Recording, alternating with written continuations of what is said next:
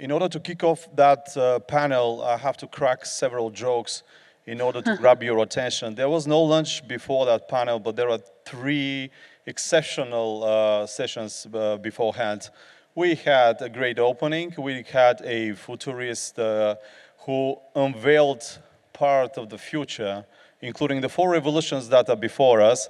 And we had a great business discussion on competitiveness, AI, and everything beyond. And thank you very much for coming for this panel, because it's the grand rehearsal of mine for the Thanksgiving charity dinner. So bear with me, otherwise I have to repeat it on Thanksgiving, November 25th again. Check out our website, buy tickets, buy corporate tables. Thank you so much. And now moving forward with the most classical conversation having here as AmCham celebration. And that's the conversation about the transatlantic relationship and the transatlantic economy. Probably most of you that are following our communication channels see sometimes that Ivan and myself are visiting Brussels for a famous Brussels briefing in the Transatlantic Conference. And quite often, Ivan Mikhailov is delivering messages saying 1/3 of the global GDP is being produced in the transatlantic economy that comprises between the United States and the European Union.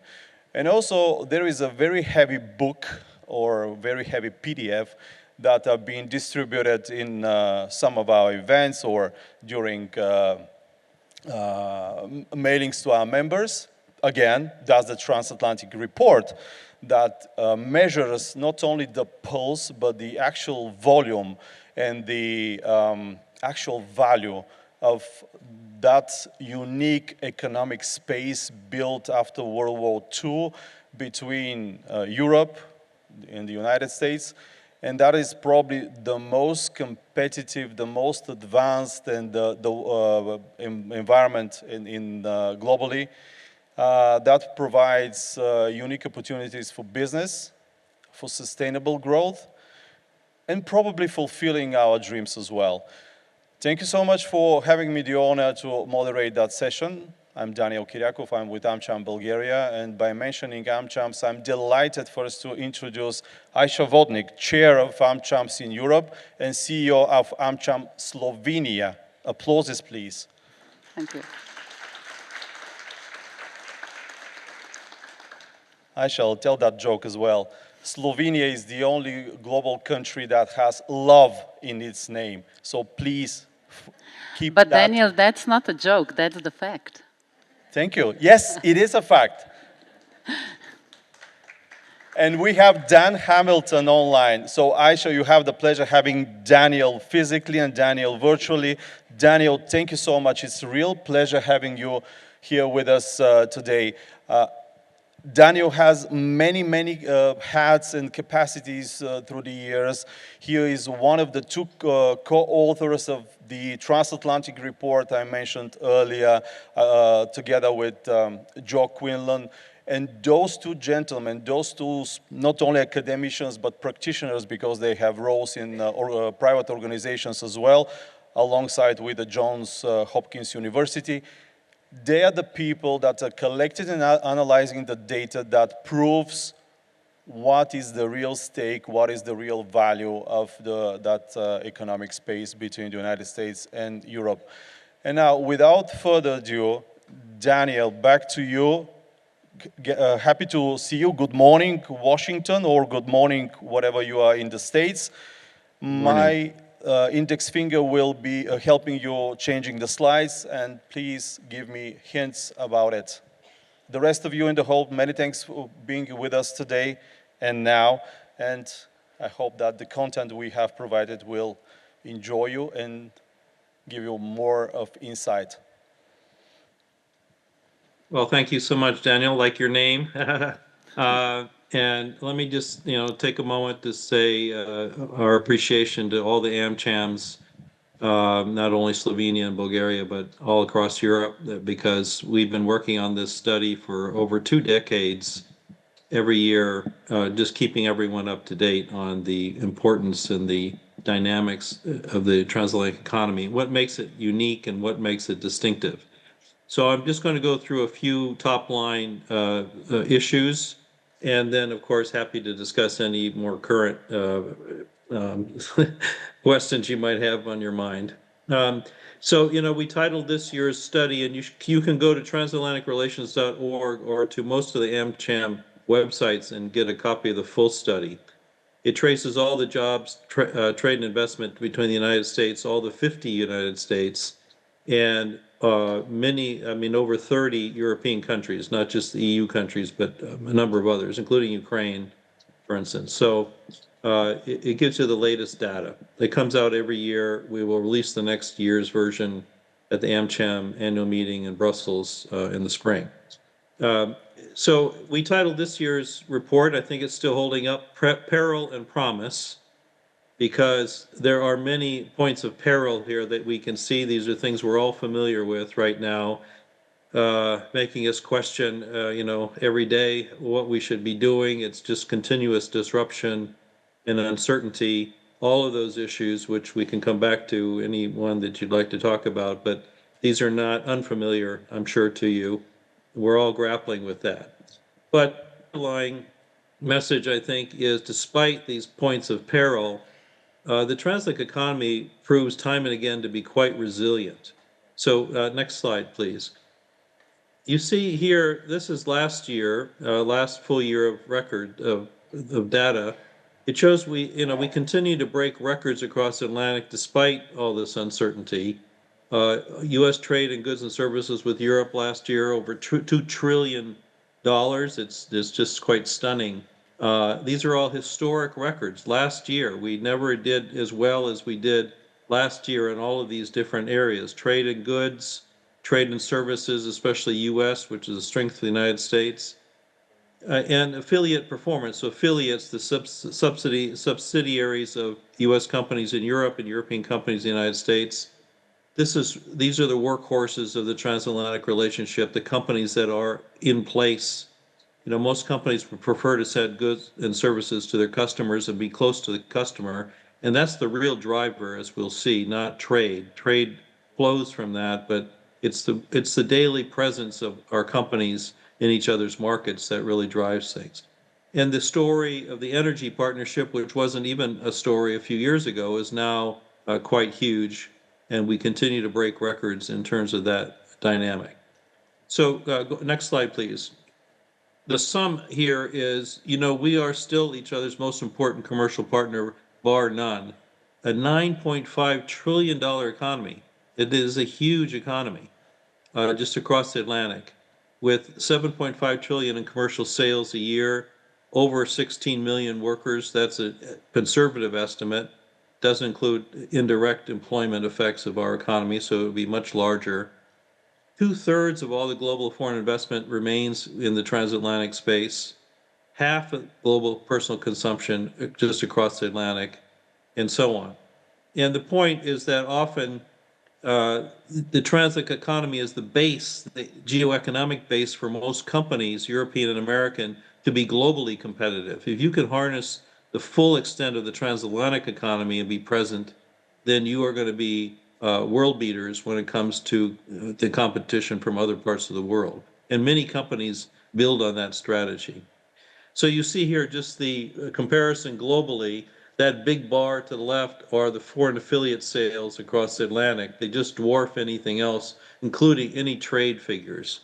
Most media report on trade, and usually they mean just trade in goods, and that's not really the driver of the economy. It is the companies and their work there. If you take that large bar and you take the middle bar that you see a transatlantic total trade and put them together, that was the 9.3 trillion in 2023, and we've estimated now $9.5 trillion economy. It just dwarfs anything else that we see elsewhere, including despite all the talk about the Pacific, it just not even a comparison. Next slide.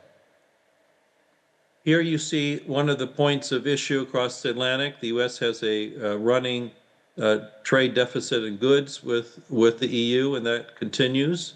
And we'll talk about some of the dynamics of that. But one has to balance that with services trade, where the U.S. has an advantage with the EU, and it's very competitive. Next slide. And it's important that when you break down really the deficit in goods, you realize the U.S. deficit in goods is just with two countries, really, Germany and Ireland. Ireland has built up a unique relationship with the United States because of its the flows of goods and services that flow from many U.S. companies based in Ireland. So that is a unique thing. The German economy is based on a certain model that has produced those surpluses not only with the United States but with many countries around the world, and that's the other model. But overall, with the rest of the EU, the relationship is fairly balanced.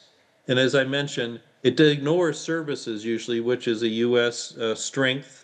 And here, U.S. EU services trade, you see, the U.S. it has a trade surplus in that. It's not as big as the deficit in goods, but it helps balance it out in terms of the political minds. That people think that these things are important, which of course President Trump does.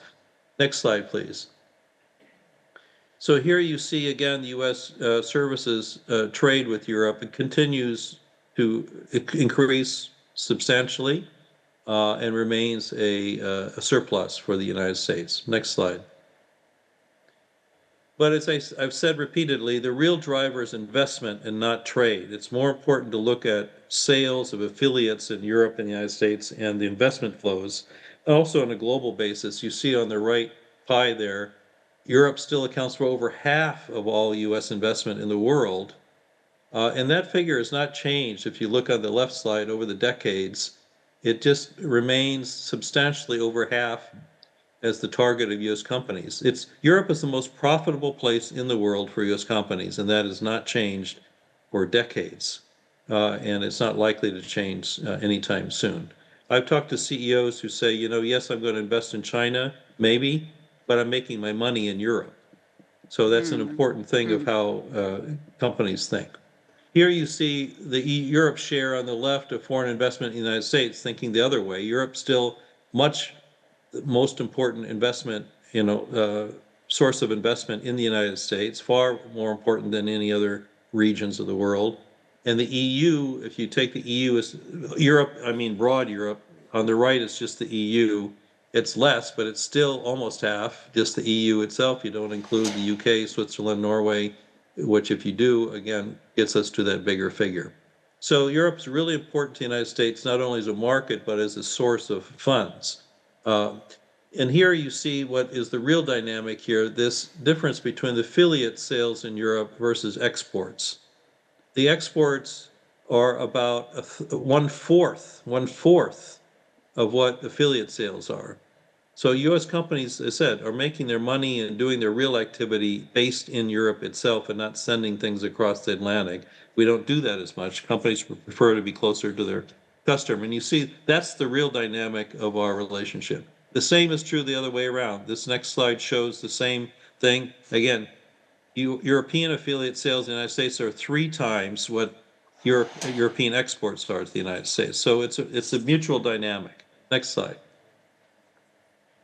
So if you don't worry about the trade deficit issues that dominate political discussions in the media, and you look at simply who's selling to who's buying, you see actually on a sell versus buy comparison, U.S. companies sold much more, $690 billion more to EU customers than EU companies sold to U.S. companies. So if that's a balance, then that's way in the U.S. favor.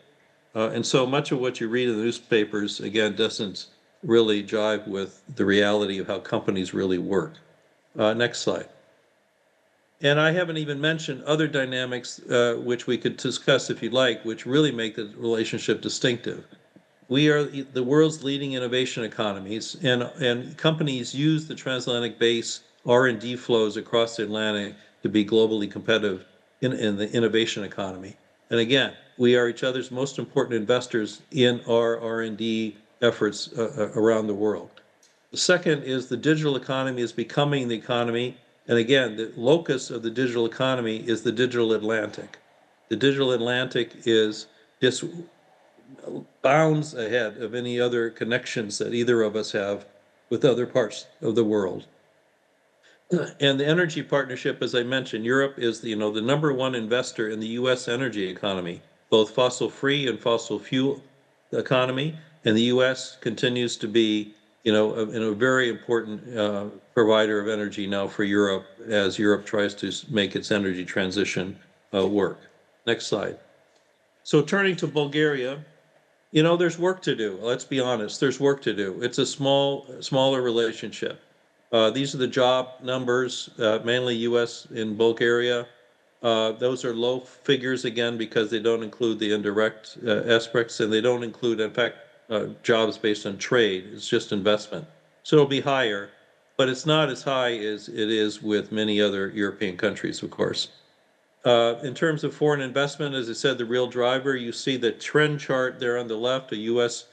FDI in Bulgaria. It's gone up, but it hasn't gone up a lot. And Bulgaria investment in the United States is quite minimal. And I'll come back to these points in a minute. Next slide. Here is the trade figures on goods and services. The top block is on goods. You see again, it's important, but it's not substantial, and there's work to be done there. And below you see services. You see where U.S. services exports to Bulgaria are actually less than goods exports. So that's out of trend with other countries where U.S. services are usually higher than goods. But you see, U.S. buying $1.5 billion worth of goods from Bulgarian companies, so it's not insignificant, of course, for an economy like Bulgaria. Next slide. So I would just say on Bulgaria, before we turn to the broader takeaway, that there's work to be done, but I think if you look at the value of Bulgaria for American companies, it's as much as because Bulgaria is part of the single market, and U.S. companies are not shifting away from Europe where they invest, but they are shifting constantly within Europe. Within the EU, there's been a massive shift away from Western European countries like the UK and France to Eastern European countries, especially Poland, but not only. And so if Bulgaria can be part of these extended value chains in which U.S. companies decide to locate there and be able to transship and do things within the single market, that would be a key opportunity for Bulgaria going forward for the relations with U.S.-based companies. But overall, as I say, the key takeaways, which President Trump likes to talk about reciprocal relations. Well, we have the most reciprocally beneficial relationship on earth, as I mentioned. We're each other's most important trading partners, and we are by far the most important sources and targets of investment flows, far more, 4 times more than U.S. investment in the entire Asia-Pacific region. And our earnings, as I said, are many times more in Europe than in all of Asia. So despite what you read often, when you talk really to companies about where they make their money, where their base is to be globally competitive, they will say Europe. And that's the same for European companies that have invested in the United States. Next slide.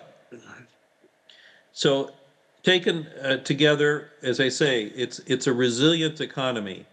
We started this study at the middle of the Iraq War, when all the media had said, that's the end of the transatlantic relationship.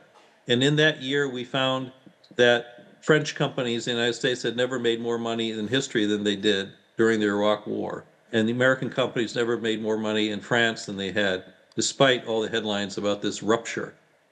During COVID, the economy stopped briefly. It just absolutely just stopped. And yet, despite all the problems we had, this economy showed that was quite resilient. And now the test we have is the political test as we go through quite a turbulent period with all those points that I started my talk with, and whether we can manage that. So I'm happy to talk about those issues and go in any direction you like. Let me just stop here for now. Thank you. Thank you, Dan. Thank you so much. It's a real snapshot of what is the real value and the real benefit of the transatlantic economy. And it has two ends, United States and Europe. And no matter how that your presentation spoke about both, we're in Europe right now. And we have to, let's say, focus on the continent, on the Union, on Bulgaria and other countries like Slovenia. That's why we are delighted, Aisha, being with us today. And I'm personally honored to stand next to Aisha to have that small talk in front of an Big group. amazing group of Bulgarian leaders, most of them members of AmCham Bulgaria. Aisha, in your national and European role, how do you see the stakes that are in front of the politicians on both ends of the Atlantic and before the business? Dan explained very specific the business economic perspective, but still there are probably different elements that you would like to touch upon. And again, thank you very much for being with us today. Well, thank you so much for having me. Dobar dan, radujem se što sam tu, but I know that AI would say it better. I tried, I say it with my heart because I really want Thank to you. congratulate Ivan, you, and the whole team of AmCham Bulgaria, being really one of the most active and passionate AmChams within AmCham family. We are 50 AmChams in 48 countries connected, and we like to say each other that we are a big family with really interesting relatives around Europe, but also with a big, I will not say brother, but with a big friend on the other side of the pond, right? So I think that it's really important that businesses, and there I see the important part of all this occasion, because when we talk with media or when we listen to the media, you would say it's better to stop, Transatlantic is that, and it doesn't make sense. But when you talk with businesses, you see that Transatlantic really matters, and I'm really grateful to Dan and Joe to have this, because it reminds us with the concrete numbers what is on stake. I believe that is much more than just the numbers, the trade and investment. It's also the values, it's also the prosperity, and today we were listening about the purpose, and this is something that I believe that Transatlantic can bring, because we can learn so much from each other, maybe from one side being more innovative, more bold, doing more in business, and then on the other side, I do hope that, we will not just regulate what we like to do in Europe, but rather make a good regulation of the things, because the technology is really fast. So we don't want to become obsolete as human beings.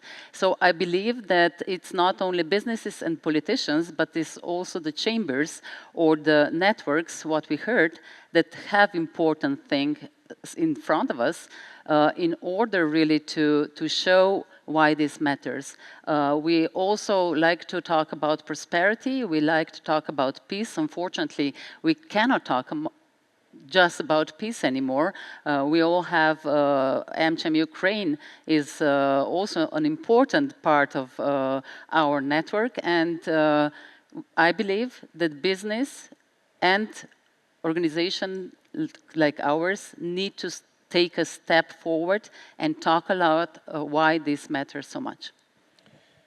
Indeed.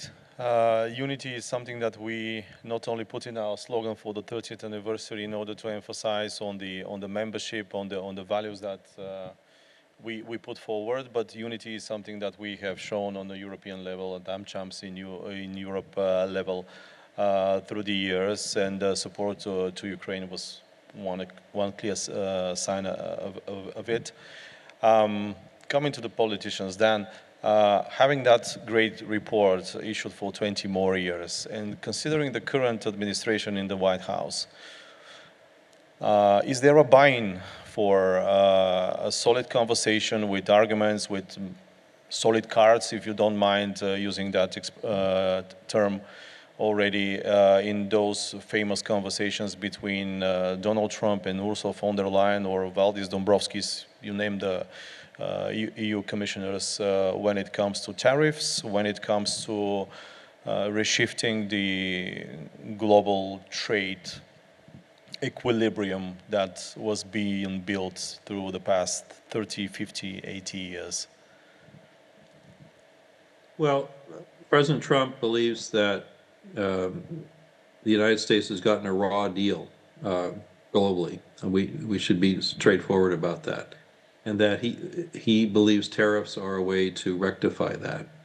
There was a important hearing yesterday before the Supreme Court testing whether the president has, in fact, the power to levy those tariffs. And so the Supreme Court will issue a verdict, but not anytime soon. But the tenor of the judges were very skeptical. In the United States, under the U.S. Constitution, the Congress, not the president, has authority both over taxes and over trade. And what the president has done is challenge that authority by these tariffs. So, tariffs are a tax. They're a tax on actually American consumers. It's very, I believe, doubtful that these tariffs are going to continue in the form they have been, because I think it'll be ruled unconstitutional. The second is on trade. The president is striking all sorts of so-called trade deals without involving the Congress, even though the Congress has not delegated that authority to the president. So I realize it's a little complicated for people outside the United States to understand, but we're having a fundamental debate here about the powers of the presidency that ripple across, of course, to Europe. But I think you should simply be braced for the fact that this will be continuous disruption for some time to come. I believe the tariff debates right now are going to, be messy for at least until next June, when maybe we get a verdict from the Supreme Court. And then if they're ruled unconstitutional, the U.S. will have to pay back all of its partners for having done what it's done, which will be a mess. So we should just be clear about that. But the so-called trade deals, including with the EU, if you look at them, they're not really trade deals in a classic sense. They're simply political arrangements where you say a few things, but they're like the first installment in an ongoing negotiation. They're not a trade deal. And the EU, for its own reasons, decided rather than confront the United States on many of the points that are important, it realized it's also in a security relationship with the United States, and you have a massive war going on on your continent, and that the security relationship is just as important, if not more, at the moment than even the economic relationship, and the two are intertwined. So, based on that and this notion that this is an ongoing negotiation, I think you should just expect that to continue. There'll be this or that kind of arrangement. Some will be painful, but some will not. It's interesting on the critical materials and rare earths issue with China. We're both suffering from Chinese decision to limit that. The U.S. proposed with the EU to do a joint effort through the G7. So that is unusual for a Trump administration that doesn't like, multilateral groupings, to say, let's work with our allies. So you do see some elements like that where, we are working together to try to deal also with the challenge from China. And I think the more the U.S. and the EU can align on and understand the deeper issue is really China, and that we tend to get in the way of each other when it comes to aligning on the China challenge, we have some opportunities here. So it'll be difficult. It'll be hard to predict. It's just the honest truth. But it doesn't mean that the base isn't resilient. And most business leaders that I talk to, they hope that, this doesn't interfere with business. I think they're quite negative on the tariffs and all the things that can happen. So the business community has a voice, and it should use it in this debate. Thank you, Dan. The conversation always goes to the direction between division and collective action. And coming to Europe, actually, what we know about America is very probably realizing what the complexity of situation is, and Dan described it that the Supreme Court ruling will be due in June, but till then a lot of things will happen, will happen deliberately or not. Some of them will be well planned, others will be reactive. And in terms of Europe's reaction and the question of unity in Europe, because we are 27 member states, some of them are pairing with Trump, some of others wanted to play as union, And in the end, you've got the United Kingdom on top of it, having their special relationship for years in and out the European Union. Aisha, what can our supra-European Association of AmChams in Europe can do in order to, on one hand, deliver clear messages to the national governments, with which we are talking, let's say, often, not on a daily basis, often when there is an issue, and what we can do as network in order to convey those messages about the numbers, the values, the purpose. I think it's really important that we stay vocative and use our voice. I think that many times we maybe did not do that because maybe it's not the most popular thing to talk about. It depends on geography, of course, but to talk about transatlantic. Because right now in Europe and with the reactive way of thinking, even in Brussels, it's not the best to talk, we are transatlantists, we believe in it, because we do believe in it because of all the numbers that we see, but also all the values and what it can bring, all the potentials. So I believe that we need to stay really vocative on that and talk about numbers with the clear messaging that we many times get from Dan and Joe. These are the messages that we should repeat and repeat and repeat. Then, of course, we have the media, which definitely is not supportive of this relationship. And then when we talk about media not supporting it, it's also what politicians, when they go to elections, will do and what they will talk about. So I think that it's really, in some periods, dangerous. But on the other side, maybe we can say that Europe will finally understand that we need to be more united. We heard from the first speaker today, United Europe, right? United States of Europe. It's different ball game, if you ask me. But what I really don't want to see is what we hear many times. We need to be completely sovereign and not rely anymore on our American partners, because we hear that as well. I believe that companies, many of them presented here, really bring jobs, they bring knowledge, they bring innovation, and also on the other side, European companies bring that to US as well. So there is so much on stake that it's our job to be more vocative, talk more about that, and of course having, if we talk about AmChams in Europe, this network where trust is already there. I think that the main thing here is how to establish trust. So I believe that because we have the network where we call each other family, the trust is one important thing that we can work together, trust each other, and believe that by helping the companies, because many times for companies, I guess it's really hard to be Googles of the world and really be vocative, because that will translate to direct punishment or another regulation. So it's our job to be the shield for the companies, but on the both sides of Atlantic. Indeed. In fact, I took that question from Cesara of Google point of view in the previous panel when she said that particularly Bulgaria should be more vocal on the EU level when it comes to regulation. A very favorable word of any US investor in Europe. That's another joke.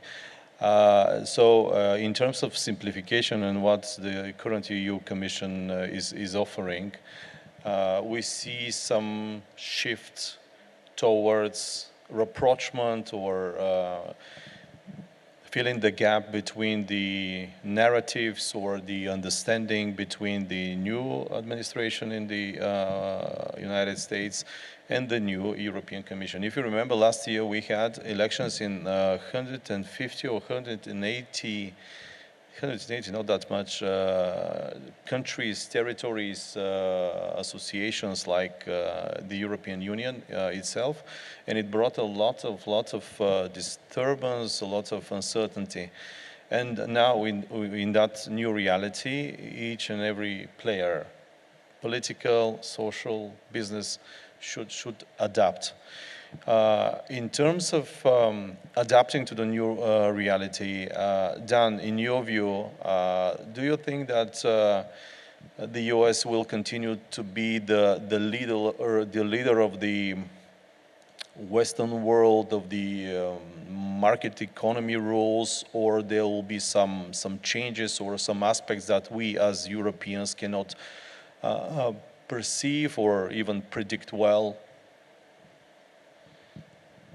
Well, again, it goes back to some fundamentals here. What we're seeing, as I say, we are in an age of disruption. We should understand that. I realize that's hard for businesses to deal with, but the resilience theme is sort of the answer to that, to be as resilient as you can be during a turbulent time.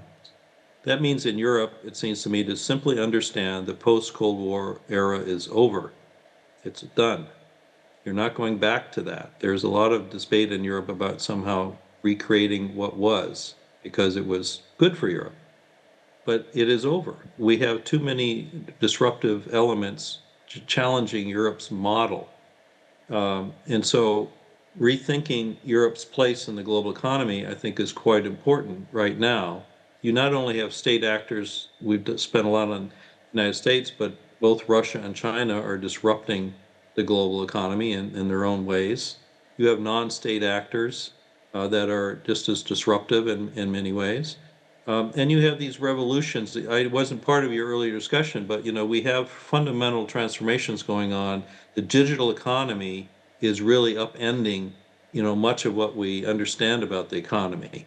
And as I said, a lot of it's rooted in the United States, but not only. As I say, if you put U.S. and Europe together, that is to the digital economy.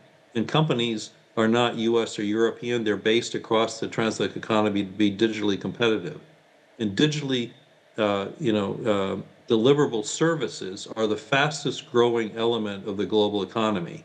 Digitally deliverable services. So that kind of service you can send across the ocean at a click of a button, like an architectural design or something like that. That's worth millions of dollars you can do now that you couldn't do before. So that's an opportunity for both of us. But you also have other things that are going on. If you think about the biological revolution, all of the technological innovations that are changing the fundamentals of what it even means to be human, is going to transform the economy as well. That's a whole nother dynamic going on. So, and again, we are the most innovative economies in the world. So again, if we can harness that energy together through R&D and through all these connections that our companies have, because the companies use the transatlantic base to do these things. That's the point. If you think about the energy transition, again, we are in the forefront of that, and it's going to happen by U.S. companies and European companies working together, or it's not going to happen, frankly. So there are amazing opportunities here if we can simply harness our potential. And often it's simply that we get in the way of each other by thinking it's Europe versus the US. It really isn't in terms of how the world works. Companies don't think that way. They don't operate that way. And if we allow ourselves to get into that trap, then we're not, in tune with the times. I would just end again on the security issue. Because of security concerns, we're dealing with another new phenomenon, which is, I guess a quick phrase is industrial policy. The state is engaged more in many of our economies than it had been before because of concerns about economic security. So that's part of this dynamic of disruption. But on the other hand, there's another big opportunity, which is the defense industry now in Europe. The US wants Europe to build a defense industry. It does. Here we're aligned. It does, the American debate is tired of supporting Europe in terms of security all the time. And we can debate whether that's right or not, but I think there's a broad consensus in the United States that Europe should do more for its own security. There's a broad consensus in Europe now that it should do more for its own security. That means building the kind of industrial base that allow to do that. It won't do it without American companies because American companies are integral to that defense base in Europe, but it can still work on it. So this is another big opportunity for Europe. If it can do these things, make good on its own promise of a real single market, You know, the IMF showed that the barriers, internal barriers within the single market are about a 45%, equivalent to a 45% tariff. So you're taxing each other. So don't look to other parts of the world for some problems that you could fix at home simply by making the single market real. Those are the kinds of things that that would be, you know, quite important, I think, for Europe to grapple with this age of disruption. So when it comes to disruption, we've got to adapt to it, as we did during the latest disruptor. COVID-19 was the disruptor of our ways of life, of thinking, of medicine, of supply chains, and it was a catalyst for digitalization. Yeah, another joke, but still a valid one. And coming to the disruptive times, we, as Europeans, started to discuss the world will look like in Trump 2.0. And there was that kind of a discussion. Oh, the Americans want having more investments in the United States compared to the previous period. However, AmChams have been quite aware of national programs like Select USA that have been promoting inward investments in the United States for decades. During Biden, during Trump 1.0, during Obama. So it wasn't that brand new. Probably the new thing is the narrative, of course, the tone of voice, etc., and the implications. And we, as AmChams, had to adapt in some ways. What we see in the portfolio of AmCham Slovenia, you made tremendously successful outreaches to the United States, promoting Slovenia not only as a slogan with love, but as a country with talent. And recently in Montenegro, during our annual meeting with AmChams, your youth project won the Excellence Award of our network. It has been running for 16 or even more years.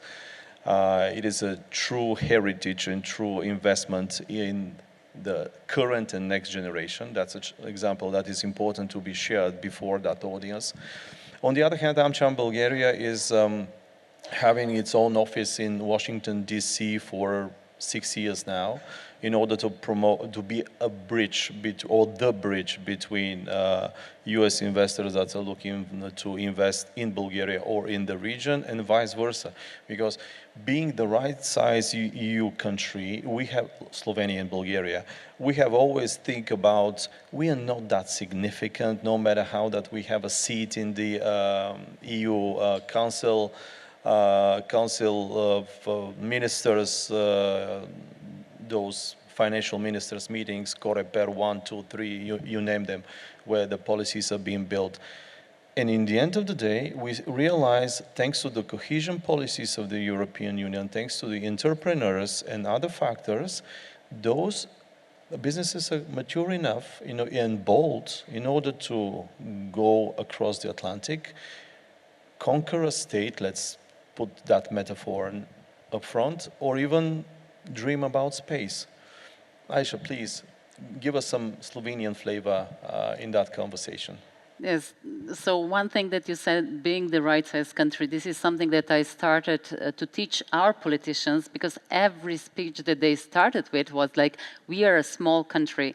And when you start with that, of course, in US, all the filters go up, nobody listens anymore. So that was the first thing I wanted to say, because we sure are not in geography big, but we can be really good hubs.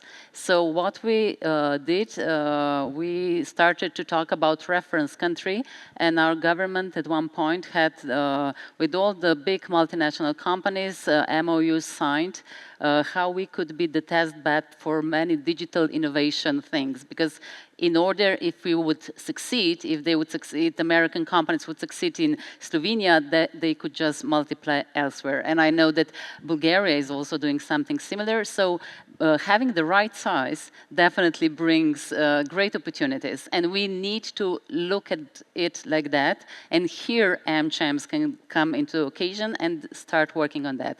We just recently started with one initiative, because Slovenia right now, the big biggest investors in Slovenia are from the pharma sector. So we Not bad at all.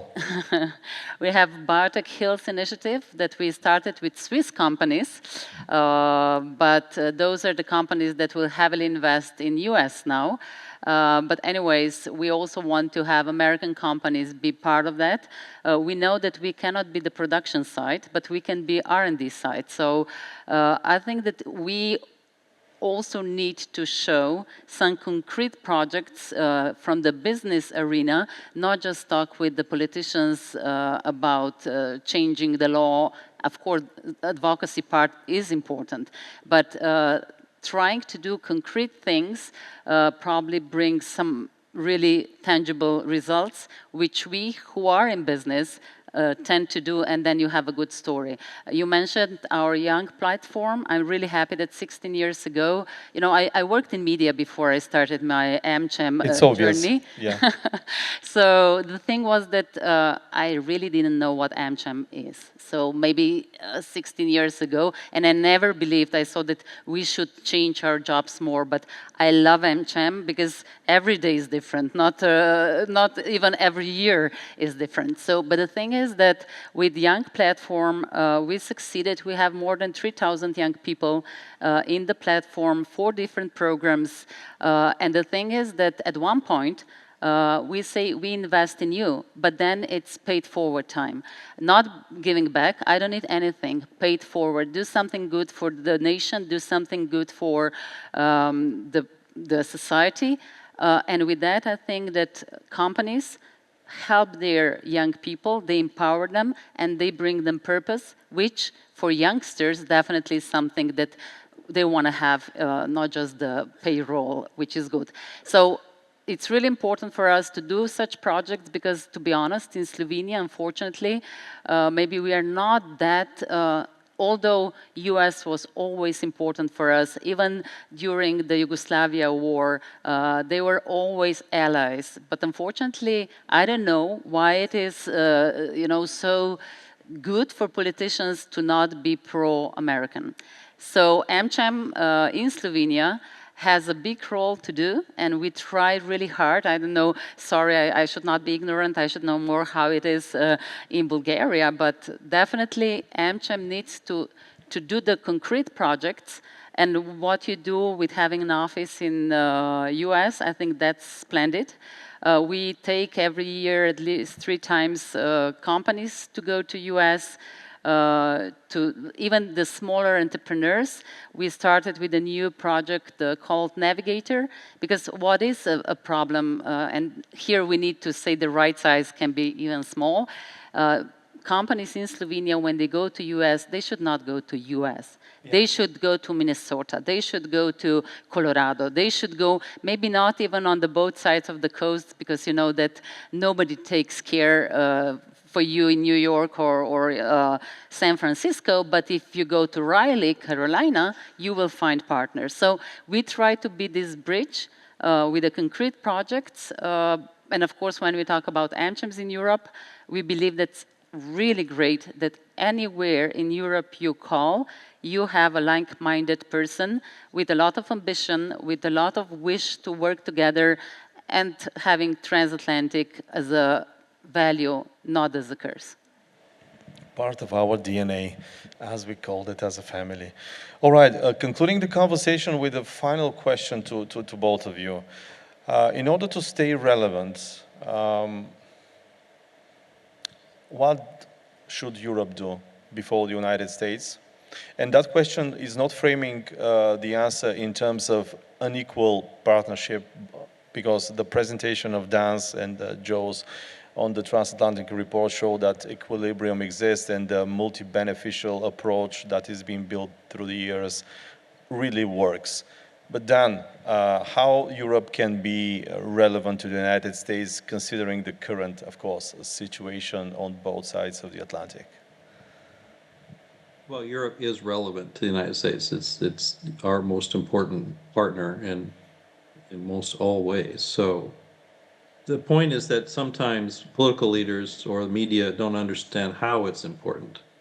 And that's what our study tries to do, is to say, more specifically, why is it important? In what ways is it important? So I think just underscoring that as much messaging as possible using the facts of the case or the underlying, signal. Just to take, what I think what Aisha just said is really quite important about connecting with different parts of the United States or finding the right partners for certain companies. Don't always look at just Washington or something like that. The other is the right size idea.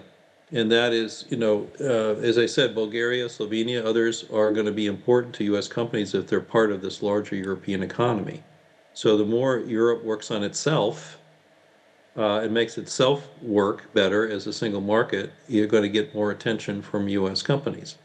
And you will see US investments shift around within the single market to those countries and those areas that show their hubs or their centers of innovation or they're part of value chains. And often in my work, when I look at this, I realize many people don't understand because the numbers, again, are confusing or they're misleading. It's really important to show when investment flows, usually the media shows, Germany invested in Bulgaria or Slovenia. Well, frankly, much of that investment might have actually come from the United States, but they don't show the ultimate, investor. You have to look harder, and you see that many of these flows go through certain European countries to other European countries, but actually they started in the United States. I had a conversation with Austrian colleagues about that. They didn't understand how deeply linked Austria is to the US economy because they thought it was all Germany. But most of that was stuff Austrians sent to Germany to be assembled in Germany, not made in Germany, and then actually sent back to the United States. So understanding these networks is really important to have a solid message to both media, to the public, and to political leaders. The second is, as I said, do your homework. I mean, the single market is just waiting to be, developed, and Europe is the biggest economy in the world if you put it together as one. And U.S. companies know best how to deal with pan-continental markets, so they're looking for those opportunities. It's not the U.S. companies or the United States holding that back. That's the European dynamic. And the third is, again, to show that Europe is doing its part. Because our debate in the United States, whether fair or not, is that Europe somehow is not doing its fair share. So the more we can do on Ukraine and help our Ukrainian colleagues, the more that Europe can build its own resources and meet its commitments on defense, for instance. These types of things are really quite important in the US debate right now. So, there are very specific things can do in certain constituencies. Never ignore the US Congress. Always go to the US Congress. Never ignore the US states because those are maybe your more important partners than, again, what's happening in Washington. And build, those types of transatlantic connections across the societal links that we have, because ultimately that's what sustains our relationship, not what goes on in Brussels or Washington, D.C. And I think that's why a right size approach, I think Aisha has it right, is a much better approach to think about how Bulgaria or Slovenia or other countries could, be important players in hubs, as you said. That's the way forward. I think it'll show how resilient we are in the face of this disruption. We simply have to brace ourselves for these things because that's the world we're in right now. But we can do it together if we simply do this type of work together.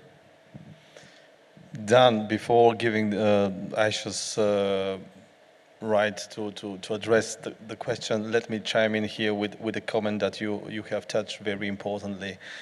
And that is linked to Aisha's observation why some politicians are not pro-American. And AmCham Bulgaria, we made a study thanks to a knowledgeable partner of the Institute of Market Economics, measuring not the real investment in the country, but the ultimate beneficial owner, what you Dan just described, realizing that the U.S. investments are much larger portion of the all foreign direct investments in the country. 8 years ago, the U.S. investments, as per the official statistics, ranked 16th place, and number one was, again, Germany. Greece was 5th or 6th, in between France. Uh, Even Russia was far behind, no matter how that they still have a huge refinery here, but it's been registered in the Netherlands and in Luxembourg. And when we made that calculation and even double-checked it with the National Bank Statistics Directorate, it was shocking for some people, realizing that the U.S. investments rank 6th out of 16, only 200 million behind Greece. And the new study showed that there are at least 41,000 jobs directly created by U.S. brands, franchises, or direct ownership. And coming to Aisha's words, not final, but still for the panel. Yeah, here I think that besides what Dan mentioned, it's really important because we do have companies in our proximity, companies that are willing to invest also their knowledge. When we talk about advocacy, we all know that it's an important part of AmChams. And of course, we can show why these transatlantic matters. So I think it's a great wealth for every AmCham to have American and European companies that work hand in hand. And with that, we are showing concrete things. When we talk about, I always say the companies that operate, let's say in Slovenia, it doesn't matter where the capital derives from. They're Slovenian companies. They're paying taxes in the country, okay, profits or something else, but then they're also having people employed. They're always really responsible corporate substitutes, and I think this is also important to show what American businesses bring with them. It's not only the investment, it's also what they bring in terms of what kind of corporate culture they help build. And I think that is something that we should always mention, and not to forget that we are best partners. This should be probably everything that we talk about, which probably we should start with that, because we tend to forget that. I once heard, and I don't know if it was not even you then, that somebody said that US and Europe are like the old wedded couple, that somehow dust is there, so let's dust off some of the dust and show that the sparkle still can be there when we talk business. This is something probably that we should all know and talk about that partnership. Yeah, mentioning old wedded couple, probably everyone remembers when Chancellor Merz visited the White House several months ago and brought the birth certificate of the predecessors of President Trump in German, mentioning that those ties do exist in cousin, whatever relationship they still have. And if the transatlantic economy is a very vague notion to every one of us, I'll give you two examples in the end of that panel. BMWs have been built in the United States as well, so that's a good example. Aerospace industry, Boeing parts are being made in Europe. And also done in the famous Transatlantic report, there is a number, 2.3% of the direct export from Bulgaria to the United States is 2.3%, but when you calculate the intra-EU export, that number is 3 times higher, 6.6, which is a real proof of the interdependency of the EU common market and the relationship with the US market. And another example, large US companies like Westinghouse are trying to find the best solution for energy security in Bulgaria. So it will be part of the next panel. And without further ado, because there is no coffee break, please. Can I have one last question Yes, for Dan? yes. Sorry, but Dan, I know you like arguments, you like numbers, but I need to ask you, when the shutdown of the US government will end? We have a crystal ball in the hall. You can Yes, see it in my bag. I mean, the Democrats were waiting until our elections, which are on Tuesday, and they did very well across the country. So they believe now they have maybe some extra negotiating points with Republicans. But it doesn't change the dynamics of the seats in the House. So I think it'll go on, I think, for some time and until suddenly it doesn't. It's part of the disruption, part of the uncertainty.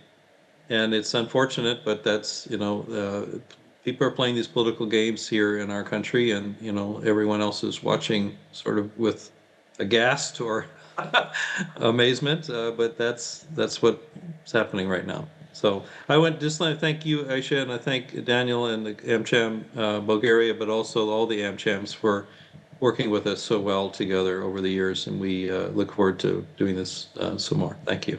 Appreciate Dan. Thank you so much. Applauses to Dan and Aisha. And now, without further ado, I'm leaving the driver's seats to Emil Boshkov, Group Operations Manager of Motofoy, who will be the moderator of the last but not least panel in our Great Vision 2050 forum. Thank you so much once again. Emo? Yeah. I need a photo.